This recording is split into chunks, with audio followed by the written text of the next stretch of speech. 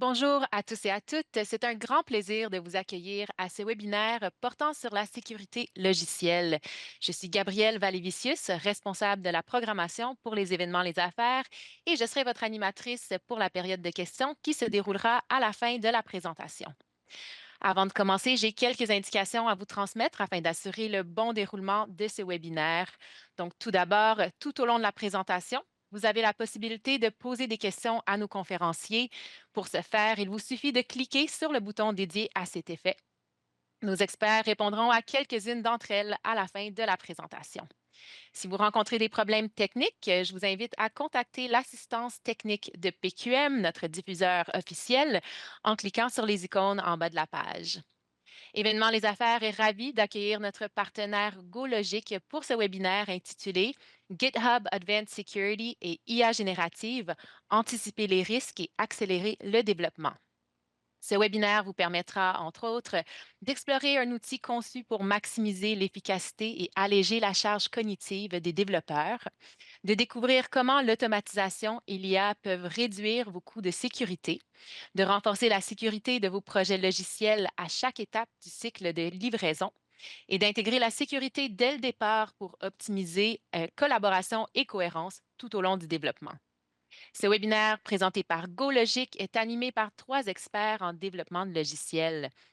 Donc, nous sommes heureux d'accueillir Julien Dort, conseiller DevSecOps et formateur chez GoLogic. Julien possède plus de 10 ans d'expérience dans le domaine des TI. Fort de son expertise dans la mise en œuvre de stratégies orientées DevOps, DevSecOps et infonuagique, il accompagne les équipes pour optimiser leur livraison logicielle et améliorer leur collaboration. Vulgarisateur hors pair, Julien est un excellent formateur qui développe et anime différentes formations autour de la culture DevOps, DevSecOps et des meilleures pratiques de l'industrie. Nous accueillons également Sébastien Bernard, développeur DevOps senior, expert en qualité logicielle et intégration d'IA générative chez GoLogic. Leader naturel, Sébastien est passionné par l'optimisation des processus et valorise le travail en synergie pour mettre en lumière les forces uniques des équipes. Développeur chevronné, il a acquis de solides compétences pour automatiser les cycles de développement. Grâce à son approche collaborative et à sa vision stratégique, il transforme des défis complexes en opportunités innovantes tout en simplifiant des concepts techniques pour assurer une dynamique d'équipe harmonieuse et productive. Et finalement, nous accueillons également Sean Kelly, directeur senior en sécurité des applications chez GitHub. Sean est un professionnel expérimenté en vente de logiciels avec un historique de croissance du chiffre d'affaires, de gestion de cycles de vente complexes et de dépassement des objectifs. Excellent dans le développement de relations avec la haute direction et dans la conception de campagnes stratégiques axées sur le client. Sean est spécialisé dans la sécurité des applications ainsi que dans les solutions SaaS et cloud. Avec une expertise en stratégie de mise sur le marché et en méthodologie de vente avancée, ses réussites incluent des succès avec GitHub, White Hat Security et Veracode. Sean est passionné par l'idée d'aider les organisations à améliorer leur sécurité et à atteindre leurs objectifs commerciaux. Julien, Sébastien et Sean, je vous laisse la parole et bon webinaire. Merci Gabriel. Bonjour à tous. Merci de votre temps pour cette présentation sur GitHub Advanced Security. L'objectif d'aujourd'hui, ça va être de vous présenter l'outil, puis de vous présenter un petit peu comment tout ceci peut-être pourrait vous aider. Au niveau de l'ordre du jour, l'idée c'est que pendant une couple de minutes, une dizaine de minutes, je vais vous passer la partie théorique un peu de l'affaire. Je vais essayer un petit peu de vous expliquer deux, trois termes techniques que vous allez peut-être rencontrer si vous regardez à quoi ressemble GitHub Advanced Security. L'idée, c'est que tout le monde puisse se faire une idée de globalement à quoi sert cet outil. Ensuite, je passerai la main à Sébastien qui vous fera une démo. Là, on verra vraiment l'outil. Ça sera intéressant. Vous allez pouvoir voir du vrai code, des vrais morceaux de résultats. Et enfin, Sean nous présentera le futur, la roadmap, les nouveautés 2025 de GitHub Advanced Security. Je vous invite à rester jusqu'au bout, parce qu'avec Sébastien, on a réussi à vous négocier une petite offre pour les gens qui sont présents à ce webinaire aujourd'hui. Donc, on vous présentera ça à la toute fin de ce webinaire. Alors avant de commencer, je vous présente un petit peu la firme Gologic. Très rapidement, je vous rassure. L'idée ici, c'est que Gologic, c'est une petite compagnie de consultation en informatique qui s'est spécialisée dans tout ce qui gravite autour de la qualité et de la stabilité des infrastructures au niveau du développement logiciel. Donc on va avoir aussi bien des experts en infrastructure, on va avoir des experts en info nuagique qui vont donc permettre d'aider au niveau de la stabilisation et de la surveillance. On a des gens qui sont spécialisés dans tout ce qui va être automatisation, et cetera, et cetera. Bref, tout ce qui va être sur le cycle de développement et la maîtrise de l'outil en production. Pour ce faire, on a 4 grands domaines d'expertise. On va avoir, les bilans DevOps, on vient chez vous, puis on fait un état des lieux de ce qui se passe pour que vous puissiez, vous rendre compte de la situation. On a des experts qui peuvent venir pour la consultation. On propose des formations, on vend quelques licences et si nécessaire, on a aussi, une partie de développement à la demande, si jamais, nos clients en ont besoin. Donc, nos partenaires, on a plein de partenariats dont on est très, très fiers. On est fiers de tous nos partenaires, mais aujourd'hui, on est heureux de pouvoir accueillir Sean puisque Gologic a signé le partenariat, GitHub. C'est pour ça aujourd'hui qu'on vous présente aussi GitHub Advanced Security. C'est un outil auquel on croit. D'ailleurs, peut-être certains d'entre vous ont participé au séminaire précédent sur GitHub Copilot. Donc, si c'est le cas, merci de revenir, nous voir.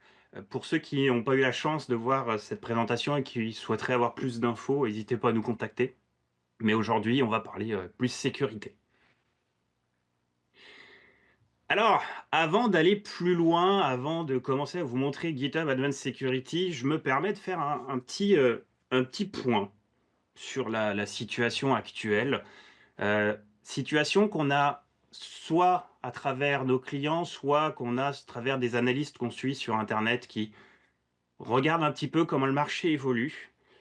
Vous avez peut-être remarqué qu'en 2023-2024, les investissements en informatique ont pris un petit coup dans l'aile, principalement, dû au fait qu'il y avait eu d'énormes investissements massifs avant cette période.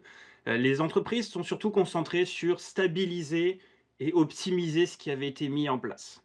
Globalement, pour 2025, on semble continuer à s'aligner pour, la même chose, avec un axe sécurité qui commence à être, vraiment important. La sécurité a toujours été important, mais là, la sécurité commence à vraiment, vraiment être un enjeu à plusieurs endroits. Principalement parce que la sécurité est un domaine qui s'est beaucoup professionnalisé. Alors, du côté de la défense, mais malheureusement aussi du côté de l'attaque. Hem, Beaucoup d'entreprises, si on peut les appeler comme ça, permettent à des gens pas forcément autant formés qu'ils le devraient de pouvoir attaquer, n'importe qui, pas toujours avec des réussites. Donc l'idée ici, c'est d'aider, il va falloir, travailler sur la sécurité. Autre aspect, alors ça je vous dirais, ça fait des décennies, hein, que c'est là, si on peut le dire. C'est cette fameuse épée de Damoclès que les entreprises ont toujours, c'est cette fameuse dette technique, ce qu'on appelle la maintenabilité. Pour ceux qui connaissent pas forcément la terminologie, ce qu'on appelle la dette technique, ça va être tout ce qui concerne les bugs, les mises à jour que vous n'avez pas faites, les enjeux de sécurité qui sont pas corrigés. Est-ce que je développe avec une version de mon logiciel ou une version de mon langage à jour? Et cetera, et cetera. Donc c'est des choses que les entreprises tentent de maîtriser, qui parfois ne sont pas maîtrisées depuis des années. Donc, c'est quelque chose qu'il faut, faire avancer. Pour aujourd'hui, GitHub Advanced Security, le but, c'est de vous parler de la sécurité. C'est vrai que quand on parle de la sécurité, ça paraît super vague. C'est un terme très vague. Qu'est-ce que c'est la sécurité? Alors, je vais pas avoir la prétention en 3 minutes de vous dire qu'est-ce que c'est un logiciel sécurisé, mais je voulais quand même vous donner les grandes lignes de ce à quoi il faut faire attention pour sécuriser un logiciel. Le premier, c'est évident, ça fait les journaux régulièrement, c'est la protection des données. Faire attention que les gens n'accèdent pas ou qu'on ne perde pas les données de nos clients. La deuxième, ça va être tout ce qui est la résistance aux attaques. Alors, on peut penser évidemment aux attaques sur le logiciel, mais aussi, malheureusement, sur les infrastructures.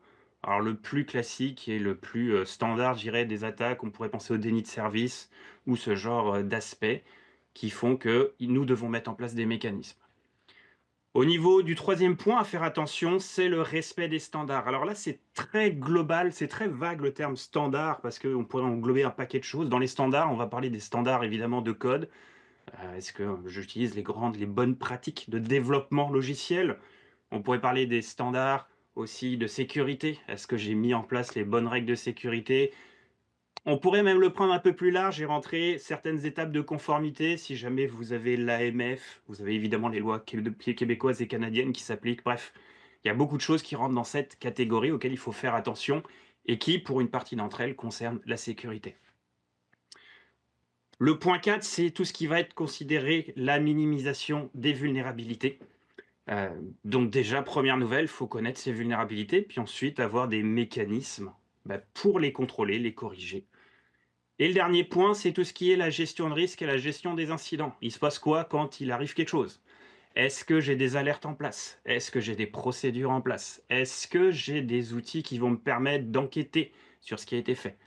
Est-ce que vous avez déjà fait un audit de vos logs, de la journalisation, de qu'est-ce qui est écrit par votre logiciel pour savoir est-ce que je suis capable de retrouver ce qui est perdu ou de retrouver ce qui s'est passé? Donc tout ça, c'est le point. Donc, pour couvrir tous ces points, il existe pléthore de catégories d'outils.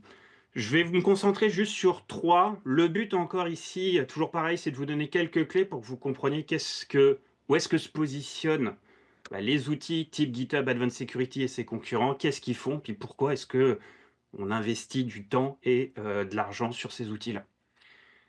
Donc, quand on fait du développement logiciel, la bonne pratique, le premier outil en règle générale à mettre en place d'un point de vue plus sécurité, c'est ce qu'on appelle un SCA.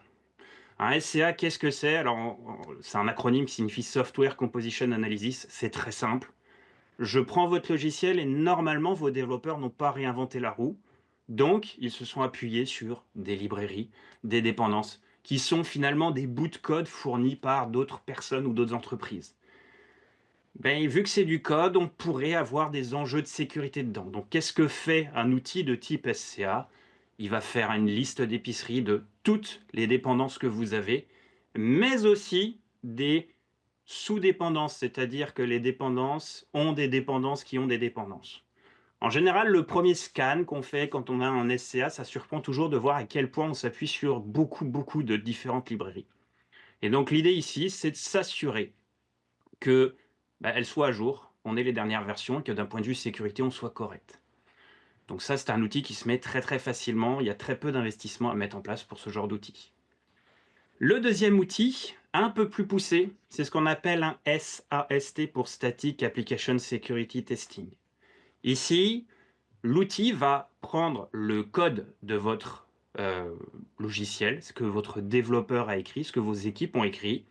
Il va s'appuyer sur des bases de données connues. Sur Internet, vous pouvez trouver les bases de données de vulnérabilité et de faiblesse connues. Vous allez sur cve.org, cwe.org, OWASP, etc. Et il va essayer de voir est-ce que je trouve dans votre code ces vulnérabilités-là pour vous avertir. Alors, il fait un scan ligne par ligne ou bloc de ligne, c'est plutôt bloc de ligne par bloc de ligne, et puis il vous donne un résultat. Le troisième outil, et c'est la dernière catégorie d'outils que je vous expliquerai, sinon je vais y passer des heures, et c'est pas forcément l'objectif aujourd'hui, mais c'est juste pour que vous sachiez. La troisième grosse catégorie, c'est ce qu'on appelle les DAST pour Dynamic Application Security Testing. Cette fois-ci, je prends votre code, je le mets dans un environnement de test, je l'exécute et depuis l'extérieur, j'essaye de le casser. J'essaye de tirer des données, j'essaye de me donner des droits supplémentaires, j'essaye de faire plein de choses de sécurité, plein de tests de sécurité, libre à votre créativité pour casser votre logiciel. Mais l'idée ici, c'est j'ai mon logiciel qui s'exécute et je tente depuis l'extérieur de trouver des failles. Alors, il y a une bonne pratique sur le marché qui a un ordre un petit peu, si vous voulez, d'outils à mettre en place, de par leur complexité et de par la difficulté à les régler et à gérer les résultats. En règle générale, les bonnes pratiques, puisqu'il se fait dans quasiment la totalité des cas, c'est de mettre en place d'abord un outil d'analyse des dépendances. Ça se met, vous pouvez l'activer sur les ordinateurs de vos développeurs. Ensuite, un outil de type analyse statique. Et enfin, quand vous êtes en contrôle du résultat, vous pouvez aller vers un outil d'analyse dynamique. C'est en règle générale les bonnes pratiques. Pour ceux qui sont un peu comme moi et qui aiment bien euh, comprendre les, euh, les choses en dehors de l'informatique, je vous donne juste un exemple pour bien comprendre la différence entre les trois catégories. Imaginez que vous ayez une auto. Le SCA correspondrait à je regarde les pièces dans mon auto, puis je regarde si j'ai le bon fournisseur, si la pièce elle n'a pas un défaut connu sur Internet, si jamais elles sont pas rouillées, etc. L'analyse statique serait j'ouvre le capot de mon auto, je vérifie le niveau d'huile, je vérifie mes freins, je vérifie que mes câbles sont bien branchés, je vérifie que tout va bien de l'extérieur, etc. Et l'équivalent d'un DAST pourrait être je rentre dans ma voiture, je démarre ma voiture, puis je vais faire un tour d'essai dans le quartier avant un grand voyage, par exemple, pour vérifier si je n'ai pas un voyant moteur, pour vérifier si j'entends pas un bruit suspect, pour vérifier que tout fonctionne quand je roule. Ça serait un petit peu, si vous voulez, le pendant. Bon, ben, GitHub Advanced Security, qu'est-ce qu'il fait? Eh ben, GitHub Advanced Security, il se positionne au niveau 1 et 2. Donc, un outil qui va gérer, qui va lister vos dépendances et un outil qui va gérer les vulnérabilités. Alors, je vais être très honnête avec vous. C'est le cas de la quasi-totalité des outils de type analyse statique. Disons que là-dessus, GitHub Advanced Security n'est pas vraiment différent de tous les outils sur le marché parce que bah, globalement, tous les outils de type analyse statique font l'analyse de dépendance. Les petites nuances qu'on pourrait trouver, mais qui sont en règle générale très anecdotiques, c'est peut-être la qualité de l'algorithme pour scanner le code, mais la base de données pour les vulnérabilités, c'est des bases de données publiques, donc là-dessus, normalement, les résultats, à réglage identique, les résultats seront les mêmes. Ce qui va différencier les outils, par contre, c'est les fonctionnalités qu'il y a autour. Là-dessus, GitHub Advanced Security, bah, il va s'appuyer sur bah, tout ce que GitHub propose pour tenter justement de faciliter la vie des développeurs. Parce que, on va pas se le cacher qu'une analyse de sécurité, c'est pas toujours évident à lire.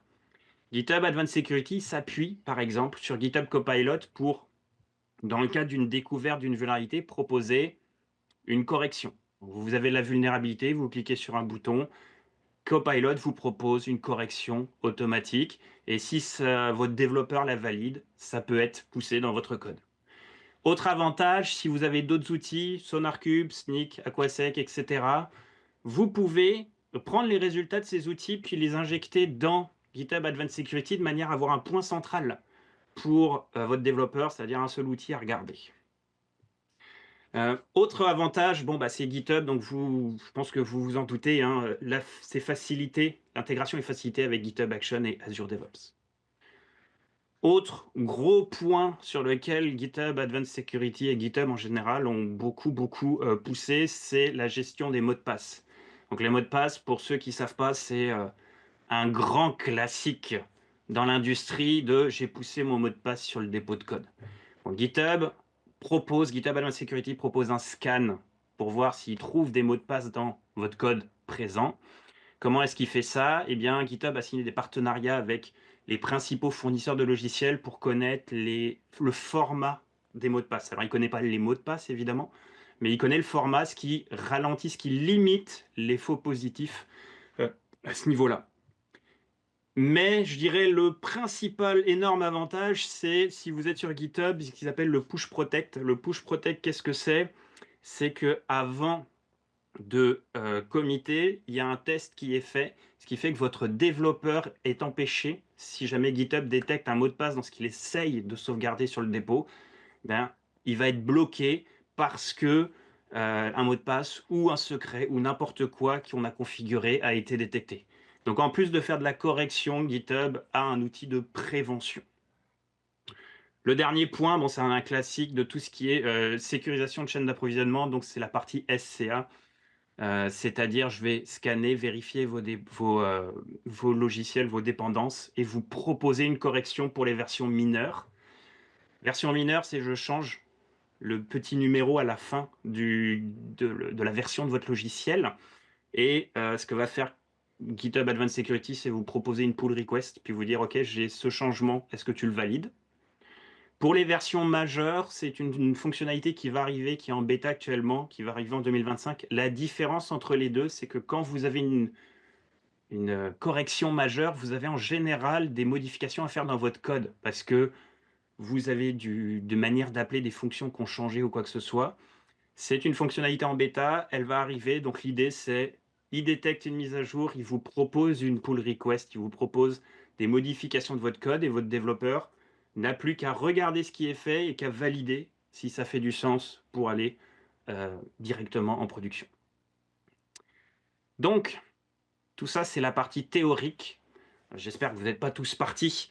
Mais maintenant, je vais vous proposer de passer la balle à Sébastien pour justement qu'il vous montre très concrètement à quoi ça ressemble tout ça avec du vrai code et des vrais écrans. Alors, merci Julien. Donc, avant la démonstration, je vais juste mettre une petite mise en contexte. Donc, ici, on a une équipe de développeurs. Puis, qu'est-ce qui est arrivé avec cette équipe de développeurs-là, c'est que la semaine passée, ils ont été victimes d'une attaque d'injection d'SQL. Donc, il y a beaucoup de leurs tables qui ont été effacées. Qu'est-ce que ça a fait, ça? Ils ont dû fermer leur application pendant plusieurs heures et ils ont dû passer une journée complète là, pour être capable de tout refaire ce qui avait été détruit. Donc, cette équipe-là, ce n'est pas la seule qui subit des choses de même. Pas plus tard qu'il y a 3 semaines, Hydro-Québec annonçait que le nombre de cyberattaques était passé de 75 là, à au-dessus de 1200 par année en l'espace de 3 ans. Donc, on se remet dans notre équipe. Donc, cette équipe-là s'est donné comme mission de trouver un outil pour venir protéger leur application. Donc, c'est quoi les besoins de cette équipe-là? Donc, premièrement, l'équipe est avec GitHub Enterprise et GitHub Action. Ensuite, l'équipe, qu'est-ce qu'elle veut? C'est qu'elle veut un outil qui est capable de s'intégrer dans leur processus de développement. Donc, on ne veut pas des outils qui sont externes, qui viennent vraiment complexifier la manière que les développeurs y travaillent.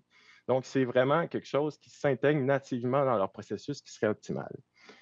Par la suite, on veut, oui, c'est bien de proposer des modifications ou de dire, ah, vous avez des problèmes, mais si on est capable de venir automatiser la correction de ces enjeux-là, c'est encore mieux. Et finalement, les développeurs, qu'est-ce qu'on veut qu'ils fassent? C'est qu'ils focusent à livrer de la valeur. Donc, pour livrer de la valeur, on veut vraiment qu'il y ait un outil qui est facile à être configuré là, au niveau de leur projet. Comme ça, ils peuvent mettre toute leur énergie là, sur les choses les plus importantes. Donc, maintenant, je vais m'en aller dans notre démonstration. Donc, ici, on se retrouve là, sur GitHub. Donc, c'est vraiment simple pour créer, dans le fond, là, un projet avec GitHub, donc avec GitHub Advanced Security. Donc, c'est directement intégré dans l'outil, fait qu'il n'y a pas nécessairement d'éléments à partir à l'externe de l'outil. Donc là, ici, qu'est-ce que je suis? Je suis dans une organisation. Donc, on peut partir GitHub Advanced Security au niveau d'un projet, au niveau d'une organisation ou au niveau d'une entreprise. Puis, comment ça fonctionne un peu là, pour ceux qui connaissent moins ça? Donc, quand on crée un projet, c'est là où on met le code. Puis on peut mettre, dans le fond, plusieurs projets dans une organisation. Puis notre entreprise, dans le fond, elle peut contenir une à plusieurs organisations. Selon la structure de notre entreprise, on peut venir agencer le tout. Donc ici, je suis dans la configuration de GitHub Advanced Security pour une organisation. Tout simplement, c'est beaucoup plus parlant là, visuellement, c'est pour ça que je vais vous le montrer ici. Donc, quand on veut le configurer, par exemple, pour certains projets, mais GitHub fournit déjà des profils par défaut pour le configurer. C'est aussi possible de créer ses propres configurations. Mais ici, là, par exemple, si on part de rien, qu'est-ce qui est intéressant? C'est qu'on va venir choisir, par exemple, un projet. On va venir Apply Configuration. Puis là, si on prend la configuration par défaut, par exemple, on va venir l'appliquer. Et c'est déjà configuré. Donc là, si on se rend dans la configuration de l'outil, on va avoir déjà le projet qui a été configuré avec tout ce qui est les configurations de base. Donc, ici, qu'est-ce que je vais faire? C'est que je vais me rendre dans un projet là, où on a déjà fait la configuration puis les scans pour éviter, pour ne pas faire ça pendant la démonstration. Mais ici, essentiellement, dans la configuration, c'est vraiment simple. Donc, on a les 3 grosses fonctionnalités de base, donc tout ce qui est dépendance. On va avoir ensuite le code scanning. Donc, la seule chose qu'on doit faire en plus, c'est de venir faire directement les actions, donc GitHub. Donc, c'est ça qu'on va venir configurer. Puis, on a les secrets scanning où que, littéralement, c'est des éléments à venir cocher directement. Puis, par la suite, qu'est-ce que ça fait, ça? C'est que lorsqu'on a roulé dans le fond, les premiers scans, ça va ouvrir dans l'onglet Projet la sécurité ici. Donc, ici, on a notre onglet Sécurité, puis là, on va retrouver les différentes fonctionnalités. Donc, on a le Dependabot, on a le code scanning, puis on a le secret scanning, là, qui sont les trois grosses catégories. Donc, si on commence avec le secret scanning, on va aller dans Default. Donc, comme Julien mentionnait, ici, vraiment, le but de GitHub, c'est de réduire la friction au niveau des développeurs. Donc, on veut maximiser ce qu'on cherche en termes de sécurité, mais sans venir impacter la manière que les développeurs fonctionnent. Parce que souvent, avec les outils de sécurité, qu'est-ce qui arrive, c'est que l'outil va être extrêmement bloquant pour le développeur, ce qui vient faire que le développeur va juste contourner les outils parce que ça l'empêche de travailler. Donc, vraiment, ici, le core de ce qui est password, c'est vraiment tous les fournisseurs, là, donc Azure, AWS, OpenAI, HashiCorp, n'importe qui, bien, on va focuser sur vraiment ces tokens-là qui ont le plus de valeur à être protégés. Puis, ils ont même une fonctionnalité qui permet d'envoyer le token qu'on a aux fournisseurs pour qu'ils viennent valider si c'est un token qui est valide ou pas. Comme ça, on réduit encore plus l'échange de faux positifs. Puis, bien sûr, si on se limite juste à ça, ce n'est pas très pratique pour une entreprise. Donc, qu'est-ce qu'on veut faire? C'est qu'on va être capable aussi de créer nos propres patterns pour être capable de détecter, par exemple, des secrets qu'on utilise dans son organisation. Donc, ici, ce qu'on va avoir, c'est qu'on peut créer nos custom patterns. Donc, ici, par exemple, on est venu créer un pattern de password pour un connection string de password dans une BD Postgre. Donc, comment ça fonctionne? C'est une expression régulière qu'on vient créer.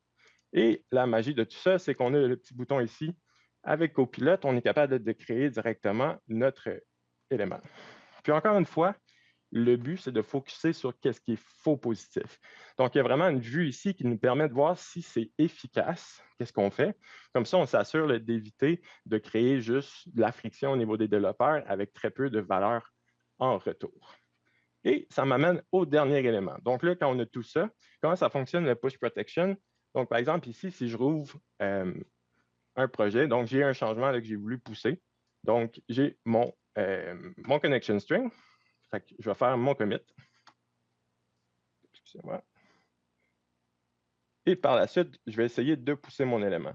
Donc, en tant que développeur, qu'est-ce qui arrive? C'est qu'il y a un message qui apparaît directement ici, puis ça va m'empêcher de le pousser. Puis c'est vraiment fabuleux. Je travaillais il y a 2 jours sur un projet open source, puis GitHub aussi. C'est très... GitHub, il y a 100 millions de développeurs sur la plateforme. La quasi-totalité du code open source est sur cette plateforme-là aussi. Donc, ils se sont donnés comme responsabilité là, aussi de fournir au maximum les outils pour sécuriser tout ce qui est open source parce que ça fait que, comme Julienne mentionnait, les projets maintenant, c'est 70%, c'est du code qui vient souvent de librairies open source. Donc, c'est extrêmement important que tout le monde qui fait partie de cet écosystème-là prenne une certaine responsabilité. C'est pour ça que GitHub, eux autres, ont décidé de mettre de leur argent, parce que c'est l'infrastructure qui roule, pour s'assurer que sur l'ensemble des projets open source, ben, c'est vraiment sécurisé. Puis il y a 2 jours, j'étais en train de travailler sur un projet, puis je m'en allais pousser un mot de passe, puis ça me l'a bloqué directement. Ça m'a évité vraiment beaucoup des gros maux de tête, là. Donc maintenant, si je retourne au niveau de notre projet, je vais retourner ici, excusez-moi, ici. Donc ça, c'est au niveau des secrets. Donc, c'est vraiment efficace, là, tout ce qui est secret. Par la suite, on a le code scanning. Donc ça, encore une fois, c'est assez classique, là. Donc, on retrouve notre liste ici avec un niveau de de sévérité. Puis, cette liste-là, c'est quelque chose là, que vous allez retrouver dans pas mal tous les outils. Je vais rentrer dans un de ces éléments-là plus tard, à la fin de la démonstration. Je voudrais porter votre attention sur le Add Tool ici. Donc, c'est assez simple pour venir ajouter d'autres outils. Donc, lorsqu'on clique ici, bien, ça va montrer d'autres outils dans votre entreprise que vous pouvez venir intégrer directement. Donc, si vous avez SonarQube, Snyk, Aquasec, justement, bien, vous allez pouvoir configurer ça, puis ça va donner le point central là, pour gérer toute votre sécurité. Donc, c'est extrêmement puissant. Comme ça, on évite, on ne rajoute pas un outil, puis ça ne rajoute pas une complexité. Là, on s'assure de tout ramener ça ensemble. Donc, c'est vraiment, vraiment efficace à ce niveau-là. Et finalement, on a le Dependabot. Donc, le Dependabot, c'est, dans le fond, un bot qui va rouler sur les différents projets, puis qui va venir regarder s'il y a des vulnérabilités, qui va regarder si vos projets, on doit, par exemple, mettre des vulnérabilités à jour, des dépendances à jour. Et ici, par exemple, il y a une vulnérabilité qui a été détectée pour le Newton Surf JSON. Qu'est-ce que ça va venir faire? C'est que ça va venir créer une pull request ici. Et la pull request, si on regarde le changement qui a été fait, encore une fois, c'est ce que Julien mentionnait tantôt, ça ne vient pas faire les changements nécessaires dans le code, mais ça va venir au moins mettre la version à jour. De cette façon-là, lorsqu'on veut venir par la suite comprendre c'est quoi notre posture de sécurité, mais c'est venu nous le mettre directement dans le face. Puis, ça va venir rapidement avec toutes les avancées avec l'intelligence artificielle. Ça va venir faire la correction automatique. Ça, j'ai vraiment hâte parce que c'est souvent quelque chose qui est très complexe à faire. Maintenant, on a toute notre belle posture au niveau de l'outil. Mais ça, c'est au niveau d'un projet. Là, si on se met dans la position d'une équipe de sécurité, comment on veut être capable de démontrer et de comprendre l'entièreté de la posture de sécurité de l'outil? C'est là qu'on va venir au niveau des overviews. Fait que là, on a plusieurs vues pour être capable de comprendre notre posture de sécurité. Donc ici, on est au niveau d'une organisation, mais on est capable de l'avoir aussi au niveau d'une entreprise au complet. Donc, essentiellement, ici, c'est plein de vues qui permettent de comprendre et de faire un sens et même de venir appliquer des changements par la suite. Donc, ici, par exemple, on va voir le nombre d'alertes qui a été ouvertes dans le fil du temps. On a tous les projets ici avec la criticité. Donc, on est capable de comprendre c'est lesquels qui sont les plus problématiques. Si on va ici, par exemple, dans risque par la suite, on est capable de voir quel projet spécifique a les plus gros risques. Donc, comme ça, on est capable de venir agir. Et par la suite, ici, c'est un autre qui est super intéressant. Ça nous permet de voir quel projet qui a les différentes fonctionnalités de sécurité d'activer. Comme ça, après, là, on est capable de se faire un plan d'action sur lesquels on va venir attaquer directement, par exemple. Puis, on pourrait y aller longtemps encore. Là. Il y a plein d'autres vues qui nous permettent là, de voir des choses. Mais là, maintenant, on a la vue d'ensemble. Qu'est-ce qu'on veut faire? C'est qu'on va être capable de créer un pont entre les équipes de sécurité, les équipes de développement pour se fixer des objectifs puis venir concrètement travailler ensemble à résoudre les problèmes. C'est là que les campagnes de sécurité embarquent. Donc, une campagne de sécurité, c'est quoi essentiellement? C'est comme une vue qui est plus restreinte en se fixant des objectifs précis. Fait que tu peux te créer des campagnes. Ici, par exemple, GitHub offre 4 campagnes de base. Donc, des campagnes pour résoudre les problèmes d'injection d'SQL, cross-site scripting. Donc, il y en a 4 de base, mais on peut créer aussi ses propres campagnes. Puis ici, qu'est-ce que ça va faire? C'est qu'on peut cibler, par exemple, 12 projets ou 3 organisations dans son entreprise et se dire, on va, d'ici le X journée, on veut que l'entièreté de ces problèmes soit faite. De cette façon-là, ça permet vraiment de créer un but commun, puis d'avoir une vue pour être capable de comprendre, OK, on est-tu sur le bon chemin, comment on peut aider au maximum. Et je veux vous amener au dernier point là-dessus, c'est le Copilot Autofix ici. Donc, ça, c'est vraiment merveilleux. À tout moment, l'outil va vraiment démontrer, vous avez X nombre de problèmes que vous pouvez résoudre automatiquement. C'est là que ça devient super intéressant. C'est vraiment, je trippe vraiment à chaque fois que je le vois. Donc, ici, vous arrivez, on est dans la vue d'un enjeu de sécurité. Donc, on a la classique. Donc, si on est dans un outil, un autre outil, là, souvent, on va avoir ça, donc la description, une recommandation, puis des exemples de comment on peut le corriger. Souvent, ça s'arrête là. Mais là, maintenant, qu'est-ce qu'on peut faire? C'est cliquer sur le Generate Fix. Puis, en l'espace de quelques secondes, ça va venir résoudre le problème, expliquer pourquoi, qu'est-ce qu'il fait là, pour résoudre le problème. Puis après, on peut rajouter ça dans un commit directement. Donc, c'est assez simple. Puis là, on va juste attendre quelques secondes que ça vienne résoudre notre problème. Donc, ici, là, on voit que c'est venu prendre ce qu'il y avait, c'est venu changer directement le code, puis c'est venu expliquer pourquoi ça a été fait, qu'est-ce que le changement a été fait. Puis là, après, on aurait juste à commuter ça à une nouvelle branche. Donc, c'est super intéressant pour un projet en général, là. Puis, je veux vous amener sur ce petit point ici. Donc, en ce moment, qu'est-ce que GitHub fait? C'est qu'ils veulent intégrer d'autres outils. Donc, c'est en bêta, mais par exemple, on peut utiliser le Copilot AutoFix pour résoudre les problèmes que ESLint nous ressortent. Et l'objectif, c'est d'intégrer de plus en plus d'outils directement dans GitHub Advanced Security pour être capable de faire de l'autofix. De cette façon-là, GitHub va vraiment être une gate, mais c'est même pas une gate, c'est un enabler pour permettre de résoudre les problèmes et d'avoir des applications sécurisées. Donc, la sécurité, c'est plus un gate, c'est vraiment quelque chose qui est fluide et qui fonctionne avec notre application. Un dernier point que j'ai oublié de mentionner au début, l'équipe, pourquoi ils ont décidé d'aller vers GitHub Advanced Security? Ça vient aussi avec le fait qu'il y avait un trial de 30 jours qui vient avec l'outil. Donc, avec leur analyse, ils ont été capables de déterminer là, que dans ces 30 jours-là, avec la simplicité de l'outil, ils seraient capables de mettre en place justement toute la posture, donc de minimalement avoir l'aperçu de ce qui se passait. De cette façon-là, avec ce trial-là de 30 jours, on est capable vraiment de rapidement comprendre c'est quoi que ça apporte à l'outil, puis comment ça va nous permettre justement de résoudre les différents enjeux. Donc maintenant, je vais retourner dans la présentation et vous laisser à Sean qui va expliquer la roadmap de GitHub Advanced Security. Thanks again for doing that demo, guys. That was pretty awesome. So a couple things that I wanted to talk about are some of the some recent ships that we've had with GitHub Advanced Security, as well as talk about some things that are coming out in the future that we think are really exciting.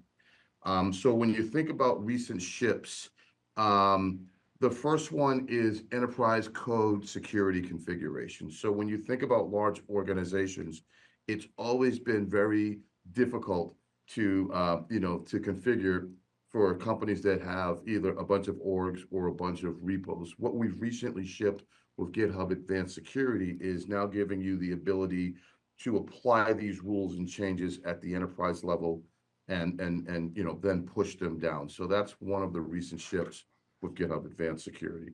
That's more on the enablement side.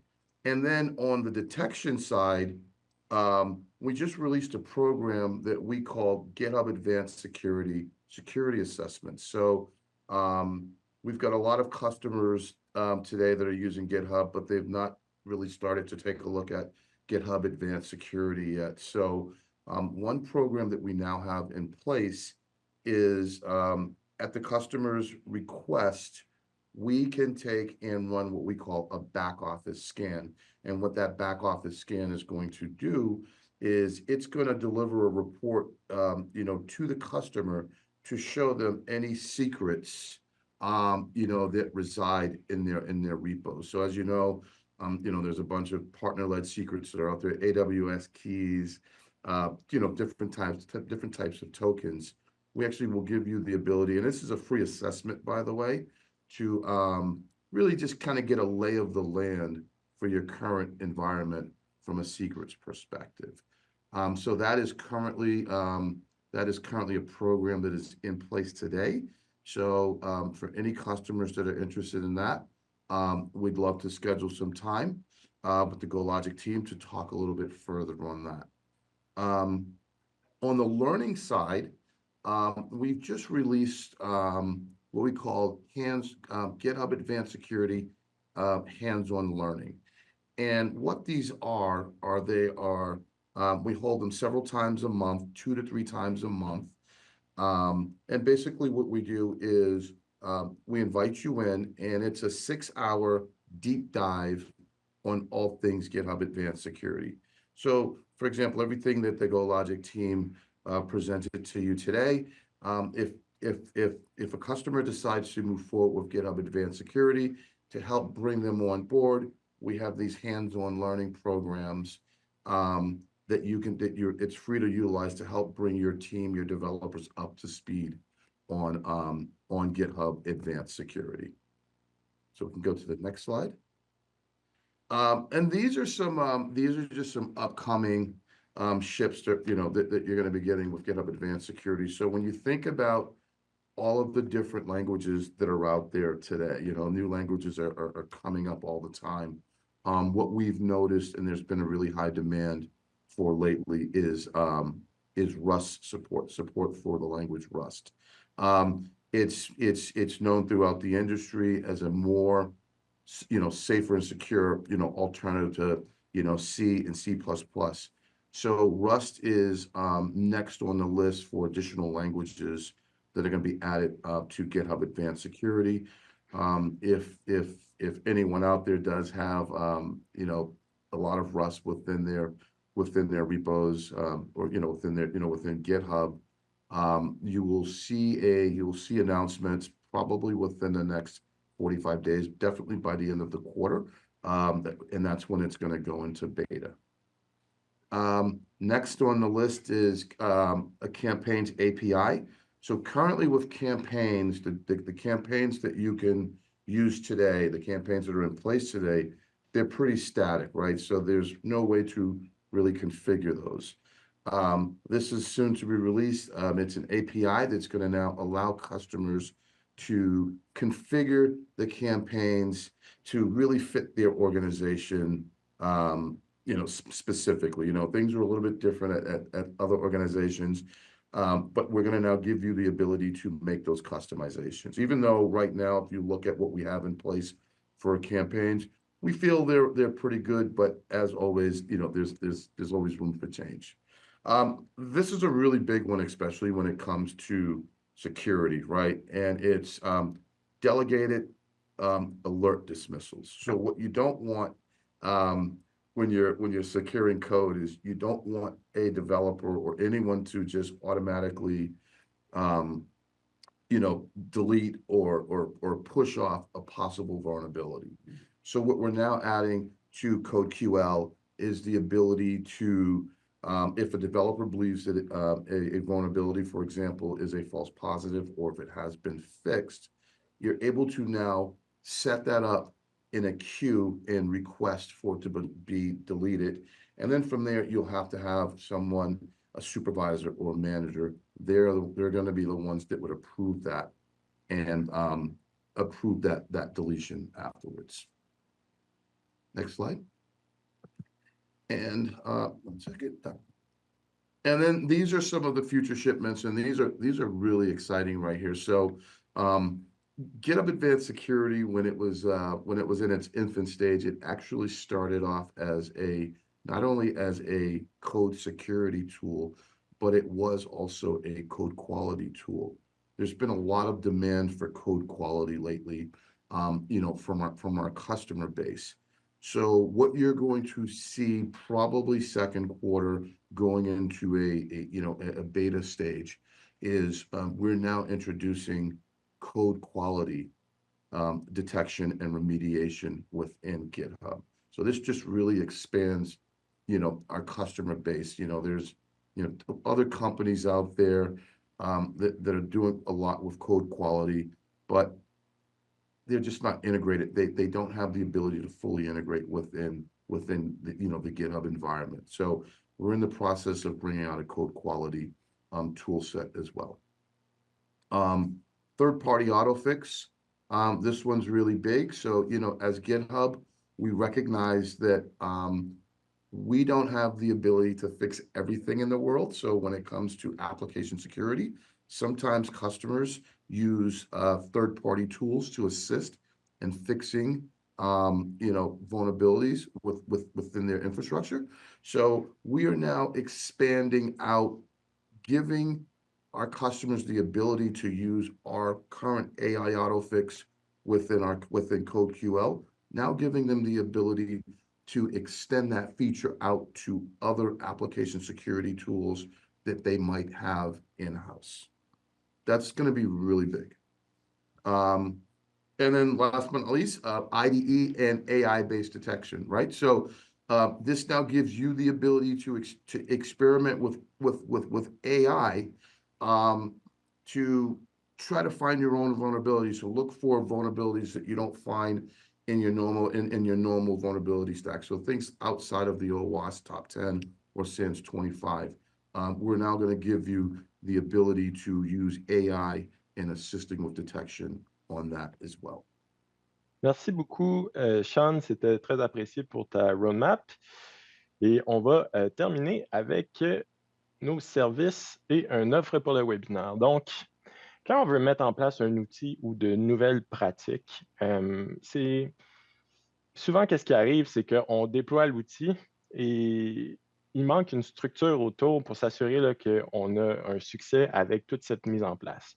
Donc, chez GoLogic, avec nos 10 années d'expertise, mais aussi avec les meilleures pratiques du marché, on a défini une méthodologie pour venir vous aider à mettre le tout en place. Donc, cette méthodologie-là, c'est ça qu'on vient appliquer pour GitHub Advanced Security, mais aussi pour d'autres outils comme GitHub Copilot et beaucoup plus. Et essentiellement, peu importe où ce que vous êtes dans cette méthodologie-là, on va venir vous accompagner pour vous apporter au prochain niveau. Donc, que vous soyez une petite entreprise ou une grosse, qu'est-ce qu'on va venir faire? C'est qu'on peut vous aider à évaluer comment l'outil peut s'intégrer, c'est quoi les forces et les faiblesses avec le reste du marché, définir des objectifs sur le succès de l'implémentation de ces outils ou pratiques, identifier des ambassadeurs, puis aussi mettre des KPI en place pour s'assurer qu'on vient cibler exactement qu'est-ce qui va assurer le succès. Puis par la suite, on va venir vous accompagner avec des formations où on va cibler ces ambassadeurs-là, on va les former pour être capable de partager la connaissance à travers l'entreprise, de créer de la documentation aussi pour s'assurer que les gens comprennent c'est quoi l'utilité de l'outil, puis sont capables de l'utiliser de la bonne manière. Et on va continuer dans chacune de ces étapes-là jusqu'à avoir un outil qui a été adopté pleinement pour l'ensemble de votre organisation. Donc, je répète encore, petite ou grande entreprise, peu importe où vous êtes dans le processus d'adoption d'un outil, on est capable de venir vous aider à passer au prochain niveau. Et maintenant, je vous laisse Julien qui va vous présenter notre offre. Excusez-moi. On a aussi la formation au niveau de GitHub Advanced Security, donc qui fait partie là, des formations qu'on disait à la dernière slide. Et par exemple, celle-ci, c'est 1 à 2 journées où on va venir avec vous, directement avec vos équipes, là, puis concrètement, on va regarder comment l'outil se met en place, puis ça va être vraiment quelque chose qui est concret. Là, donc, on personnalise les formations aussi pour votre entreprise, puis on va passer à travers les fonctionnalités de base, mais aussi comment on peut l'intégrer de la bonne manière à travers l'ensemble de l'organisation.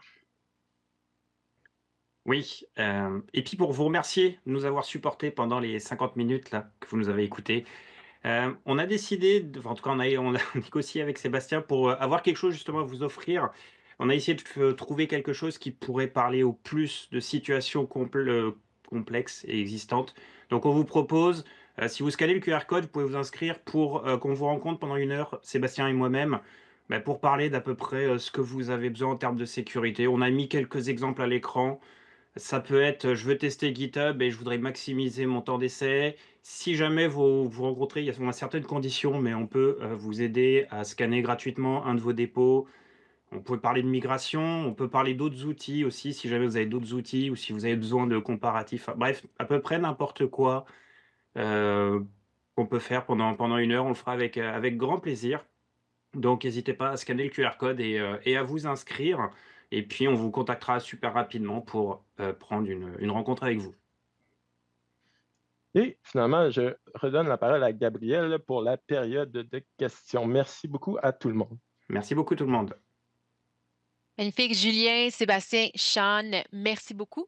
Donc oui, j'invite maintenant l'audience à poser ses questions. C'est le moment parfait pour clarifier tout ce que vous souhaitez savoir sur le sujet. On a environ 5 minutes pour répondre à vos questions. Alors n'hésitez pas à les poser dans la section des commentaires si vous n'avez pas encore eu la chance de le faire.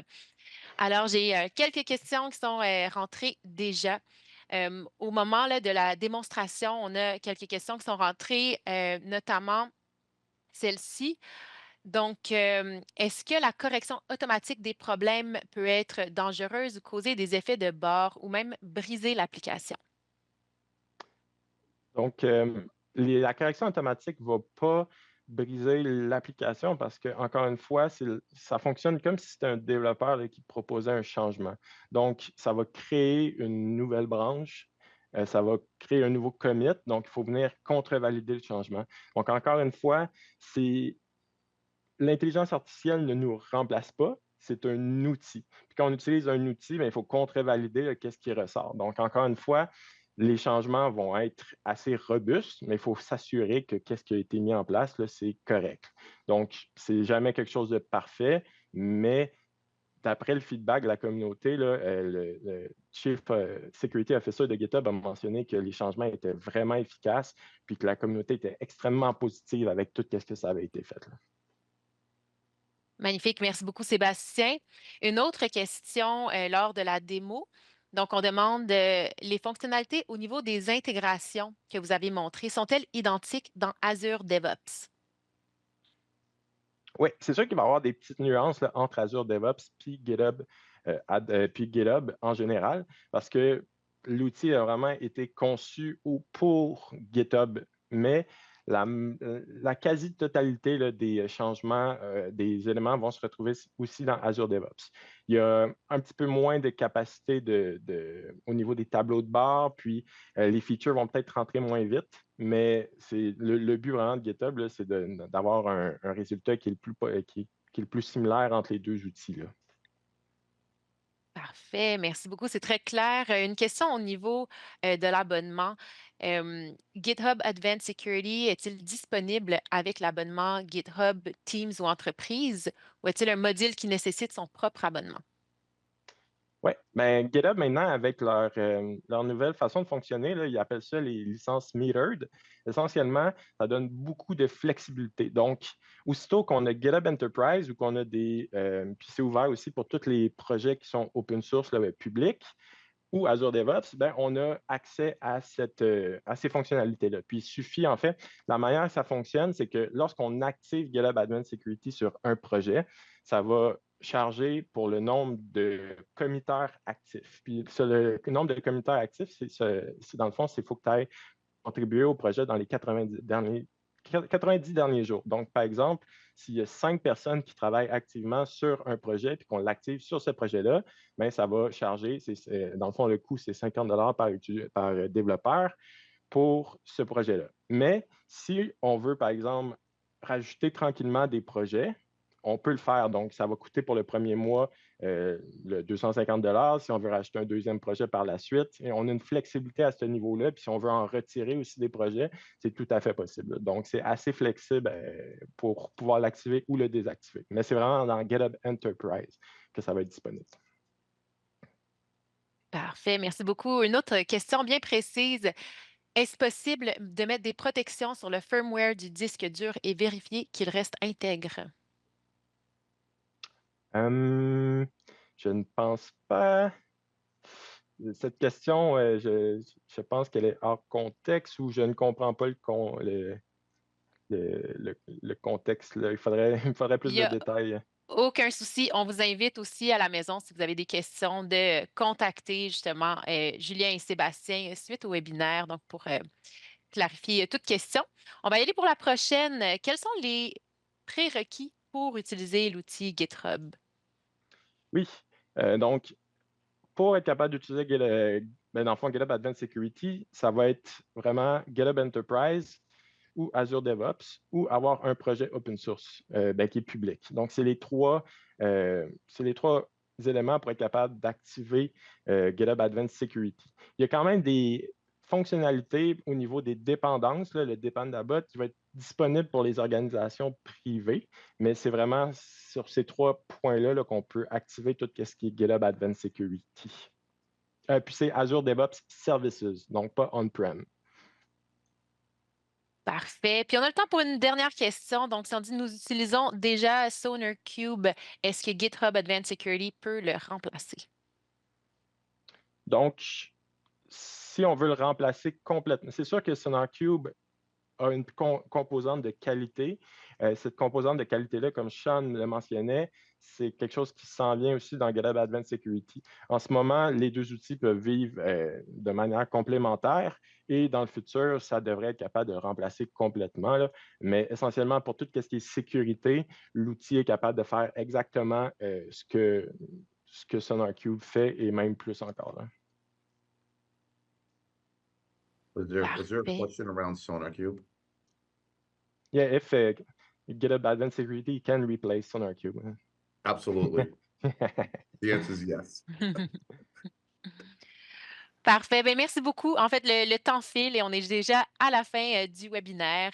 Donc, je vous remercie d'avoir partagé vos connaissances et votre expertise avec nous aujourd'hui. Je vais avoir les commentaires. Là, on était plusieurs à apprécier cette heure en votre compagnie. Et à vous au bureau et à la maison, merci pour votre présence et vos questions. Si vous souhaitez poursuivre la discussion, vous pouvez le faire en contactant GoLogic. Dans les prochains jours, vous recevrez un lien par courriel pour revoir ce webinaire en différé. Donc, si vous avez trouvé cette présentation utile et informative, n'hésitez pas à la partager avec votre réseau qui pourrait également bénéficier des informations partagées aujourd'hui. Vous recevrez également les diapositives par courriel aussi. Donc, cette présentation sera disponible pour une période de 6 mois sur notre page Web. Et avant de quitter la plateforme, on vous invite à remplir le questionnaire de satisfaction en cliquant simplement sur le bouton correspondant à l'écran. Vos commentaires sont précieux pour nous aider à améliorer nos futurs événements et répondre à toutes vos questions. Alors, restez à l'affût de nos prochains webinaires à venir et encore une fois, merci beaucoup et bonne journée.